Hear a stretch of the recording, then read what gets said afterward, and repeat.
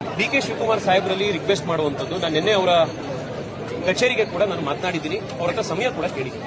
ಯಾಕೆಂದ್ರೆ ಅವರ ಸ್ಟೇಟ್ಮೆಂಟ್ ನೋಡಿದೆ, ಇದಿಲ್ಲ ಅಂದ್ರೆ ಆಲ್ಟರ್ನೇಟಿವ್ ಸೊಲ್ಯೂಷನ್ ಏನು, ಇದಕ್ಕೇನು ವಿರೋಧ ಇದನ್ನೆಲ್ಲ ಕೇಳಿದ್ದಾರೆ. ನಾನು ವೈಯಕ್ತಿಕ ಟೀಕಾ ಟಿಪ್ಪಣಿಗಳಿಗೆ ಉತ್ತರ ಕೊಡ್ತಾ ಅದನ್ನ ಒಂದು ವ್ಯಕ್ತಿ ಸಂಬಂಧಪಟ್ಟಂತ ಇಶ್ಯೂ ಆಗಿ ಅವ್ರ ವರ್ಸಸ್ ನಾನು ಇನ್ನೊಂದು ಅನ್ನೋ ರೀತಿ ಮಾಡ್ಲಿಕ್ಕೆ ಹೋಗೋದಿಲ್ಲ. ಇದು ಬೆಂಗಳೂರಿನ ವಿಷಯ. ಅವರು ಹಿರಿಯ ರಾಜಕಾರಣಿ ಇದ್ದಾರೆ. ಬೆಂಗಳೂರಿಗೆ ಒಳ್ಳೇದು ಮಾಡಬೇಕು ಅನ್ನುವಂತ ಇಂಟೆಂಟ್ ಕೂಡ ಇದೆ ಅಂತ ನನಗೆ ಗೊತ್ತಿದೆ. ಆಮೇಲೆ ಸಹಜವಾಗಿ ಅವರು ಡಿಸಿಎಂ ಬೆಂಗಳೂರು ಇನ್ಚಾರ್ಜ್ ಮಿನಿಸ್ಟರ್ ಇರೋದ್ರಿಂದ ಬೆಂಗಳೂರಿಗೆ ನಾನೇನೋ ನೆಗೆಸಿ ಬಿಡಬೇಕು ಅನ್ನುವಂಥದ್ದು ಕೂಡ ಹಂಬಲ ಅವರಿರುತ್ತೆ. ನಾನು ಅವ್ರ ಹತ್ರ 30 ನಿಮಿಷ ಸಮಯ ಕೇಳಿದ್ದೀನಿ.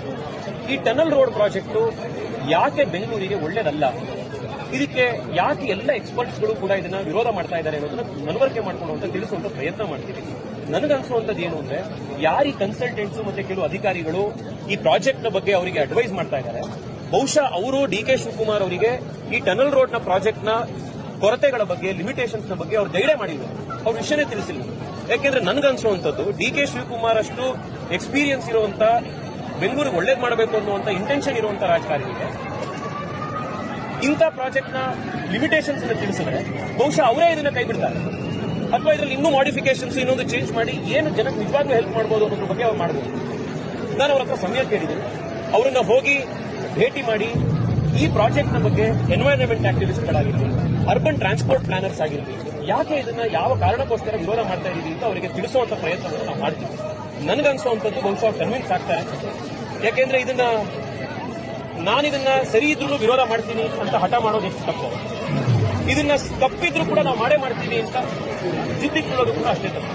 ಇದು ಇಬ್ರು ಅಥವಾ ಇನ್ನೂ ಎರಡು ಐಡಿಯಾಗಳ ಜಿದ್ದಾಗಬಾರದು.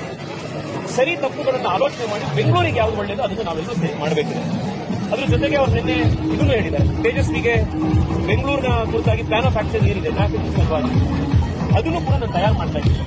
ಅವ್ರನ್ನ ಭೇಟಿ ಮಾಡಿದಾಗ ಈ ಪ್ಲಾನ್ ಆಫ್ ಆಕ್ಷನ್ ಕುರಿತಾಗಿ ಕೂಡ ನಾವು ಅವರಿಗೆ ವಿಸ್ತೃತವಾಗಿ ಇದನ್ನೆಲ್ಲ ತಿಳಿಸ್ತೀವಿ. ಕಾಂಗ್ರೆಸ್ ಬಿಜೆಪಿ ಎಲ್ಲಕ್ಕಿಂತ ಮುಖ್ಯವಾಗಿ ಬೆಂಗಳೂರಿನಲ್ಲಿ ವಾಸ ಮಾಡ್ತಾ ಇರುವಂತಹ 1.5 ಕೋಟಿ ಸಾಮಾನ್ಯ ಜನಕ್ಕೆ ಯಾರು ಈ ಟ್ರಾಫಿಕ್ ನಿಂದ ಬೇಸತ್ತಿದ್ದಾರೆ, ಈ ಕೆಟ್ಟ ರಸ್ತೆಗಳಿಂದ ಬೇಸತ್ತಿದ್ದಾರೆ, ಅವರೆಲ್ಲರಿಗೂ ಕೂಡ ನಾವು ಒಟ್ಟಿಗೆ ಸೇರಿ ಕೆಲಸ ಮಾಡೋದ್ರಿಂದ ಅವರ ಜೀವನದಲ್ಲಿ ಒಂದು ಪರಿವರ್ತನೆ ಬಂದಿದೆ.